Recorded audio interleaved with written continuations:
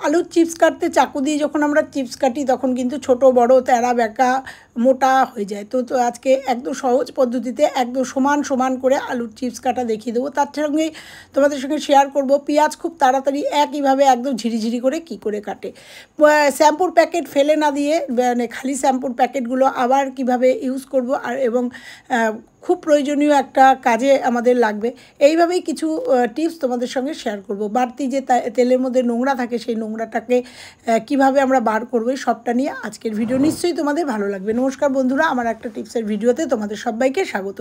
দেখো, আমরা যখন আলুর এই যে চিপসের মতো করে আলু ভাজা কাটতে যাই তখন এই ছুরি দিয়ে কাটতে গেলে কোনোটা মোটা, কোনোটা সরু, কোনোটা পাতলা এরকম হয়ে যায়, কারণ চিপস আর সবার কাছে থাকে না। আমরা চাকু দিয়ে করতে চাই, অনেক সময় পকোড়া বানানোর জন্যও কিন্তু আমরা আলু দিয়ে কাটতে চাই। তো চাকুটাকে সাইডে রেখে এবার দেখো, আমাদের কাছে এই ছুলনি সবার কাছেই থাকে।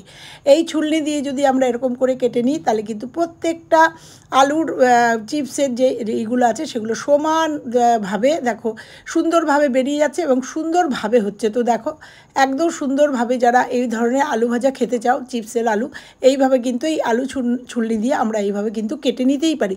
যাদের কাছে এই ধরনের আলু ছুলনি নেই, যাদের কাছে অন্য ধরনের যে পিলারগুলো আছে সেগুলো দিয়েও কিন্তু সুন্দরভাবে হবে, সেটাও তোমাদের সঙ্গে শেয়ার করব। তো দেখো, আমি এটা দিয়ে কেটে নিলাম। এইভাবে কেটে নিলে কিন্তু যেসব বাচ্চারা এরকম আলুর চিপস খেতে ভালোবাসে তারা কিন্তু খুব সুন্দরভাবে এইভাবে করে নিলে এইভাবে কিন্তু আলুর চিপসগুলো দেখো প্রত্যেকটা আলুর টুকরো কিন্তু খুব সুন্দরভাবে সমান করে নরম করে মানে সমান করে চতুর্দিক সমান করে কিন্তু আমার সমস্ত আলুগুলো বেরিয়ে যাচ্ছে, এতে দেখতেও সুন্দর হচ্ছে। তো দেখো, আমি আজকে তোমাদের একটা পদ্ধতি দেখালাম প্রত্যেকটা আলুর আর ওইগুলো তো চাকু দিয়ে কেটেছিলাম। দেখো, শুধু আলু না, এবার তোমাদের বলবো, কারণ পেঁয়াজ কাটতে গিয়েও কিন্তু আমরা যখন চাকু দিয়ে পেঁয়াজ কাটি তখন তেরা বেঁকা, ছোট বড়, মোটা সরু হয়ে যায়। যেক্ষেত্রে যখন আমাদের পেঁয়াজ না বেটে মানে গ্রেট না করেই, পেস্ট না করেই আমরা পেঁয়াজ কিন্তু কুচি করে কেটেই কিন্তু আমাদের অনেক প্রবলেম সলভ করতে পারি। কারণ অনেক সময় মাছ, মাংস, ডিমের পেঁয়াজ লাগে, আর সবসময় কিন্তু কারেন্ট থাকে না, অনেক সময় কারেন্ট চলে যেতে পারে, বা সবসময় কিন্তু আমরা মিক্সি ইউজ করি না। সেক্ষেত্রেও তোমাদের দেখাবো একদম ঝিরিঝিরি করে কি করে পেঁয়াজ কাটবো। সেক্ষেত্রেও কিন্তু এরকম একটা আলু ছুলনি নিয়ে নেবো। তো দেখো, এইভাবে কিন্তু কাটলে সুন্দর করে পেঁয়াজগুলো একদম সমান সাইজের, দেখো সুন্দর সুন্দর সরু সরু করে পেঁয়াজ এরকম করে দেখো বেরিয়ে আসছে। এইভাবে কিন্তু তোমরা আলু ছুলনি দিয়ে কাটতে পারো। তাছাড়াও এ ধরনের পিলার যদি থাকে সেই পিলার দিয়েও কিন্তু এইভাবে দেখো শুধু আলুই ছোলে না, কত সুন্দরভাবে তোমরা কিলো কিলো পেঁয়াজ বা যতটুকু তোমাদের প্রয়োজন, কারণ মাছ, মাংস, ডিম করতে গেলে আমাদের একটু বেশি পেঁয়াজের প্রয়োজন হয়। সেক্ষেত্রে খুব তাড়াতাড়ি করে, কারণ এখন অনেকেই বটি ইউজ করো না, আমরা দাঁড়িয়ে দাঁড়িয়ে কাজ করি, সেক্ষেত্রে এরকম একটা পিলার দিয়ে তো দেখো এইভাবে কিন্তু সুন্দরভাবে আমরা পেঁয়াজ, যতটুকু পেঁয়াজ সুন্দর করে কেটে নিতে পারি। আর পেঁয়াজগুলো কিন্তু খুব সুন্দর হয়, একদম ঝিরিঝিরি হয়, সমান হয়, বাটার দরকার হয় না, এবং এগুলো তেলে দিলেই কিন্তু গলে যায়। এবং প্রত্যেকটা কিন্তু খুব পাতলা পাতলা সুন্দর, এবং খুব অল্প সময়ের মধ্যে আমরা কিন্তু অনেকটা পেঁয়াজ একসঙ্গে আমরা ঝিরিঝিরি করে একদম সমান করে কেটে নিতে পারি। সহজ একটা টিপস এবং সুন্দর একটা উপকারী টিপস। ভালো লাগলে অবশ্যই একটা কমেন্ট করো। দেখো কত সুন্দরভাবে পেঁয়াজগুলো একইভাবে এত কুচি কুচি কিন্তু আমরা বটিতে বা ছুরিতে কিন্তু হয় না। এইভাবে যদি তোমরা এই পিলার দিয়ে বা আলু ছুলনি দিয়ে এইভাবে যদি কেটে নাও তাহলে পেঁয়াজগুলো সুন্দরভাবে একই সাইজের অনেকটা পেঁয়াজ কাটা আমাদের খুব সহজে হয়ে যায়। আর দাঁড়িয়ে দাঁড়িয়ে কিন্তু এইভাবে আমরা আমাদের কাজটা সমাধান করে নিতে পারি। তো চলো, ভালো লাগলে একটা লাইক করো আর কমেন্ট করে যেও। চলে যাব পরের টিপসে।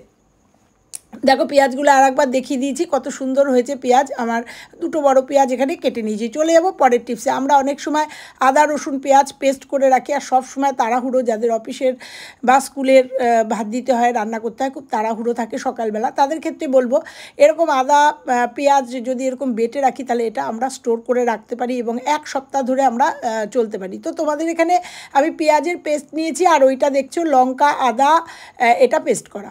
তো এটা এরকম একটা কন্টেনারে নিয়ে নেবো। আর কীভাবে রাখলে পরে এক সপ্তাহ নিশ্চিন্ত মনে তোমরা রাখতে পারো, কিচ্ছু হবে না, সেই টিপসটা তোমাদের সঙ্গে শেয়ার করব এবং তোমরা বার করে ব্যবহার করতে পারো। এবং এতে কিন্তু আমাদের কাজের সময়ের অনেকটা সেভ, কারণ যখন খুব তাড়া থাকে তখন কিন্তু এগুলো বাড়তে গেলে আমাদের অনেকটা সময় লাগে। এর মধ্যে শুধু একটু সর্ষের তেল দিয়ে দেবো।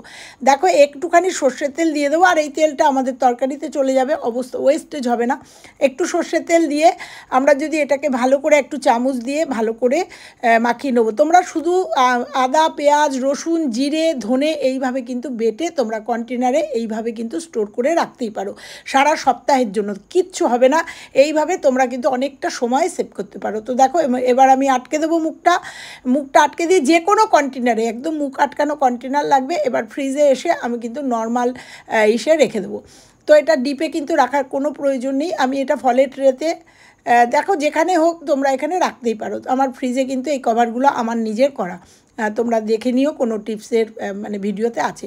তো দেখো এই ট্রেটা টেনে নিয়ে এর নিচে রেখে দেবো। আর এটা কিন্তু 1 সপ্তাহ ধরে আমি রান্না করব, কোনো অসুবিধা হবে না।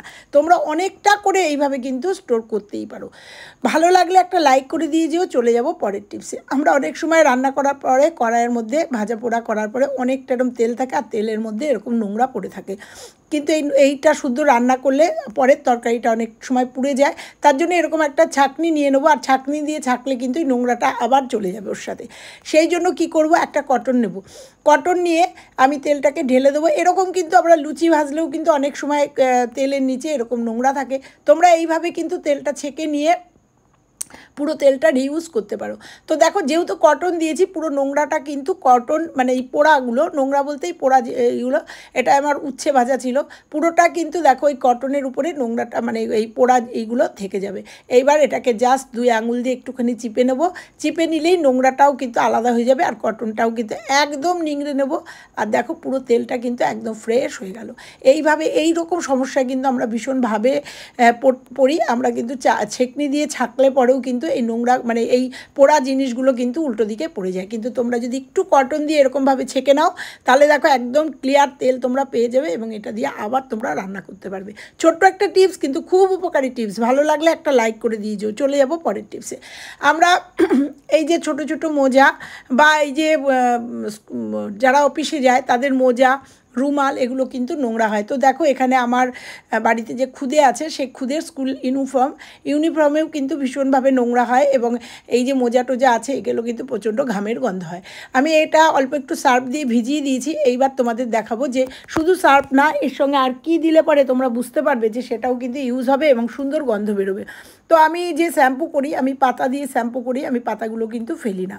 আমার বাথরুমে এরকম একটা জালের নেট থাকে, সেই নেটের মধ্যে আমি শ্যাম্পু করলে সেই পাতাগুলো দীর্ঘদিন ধরে জমিয়ে রাখি।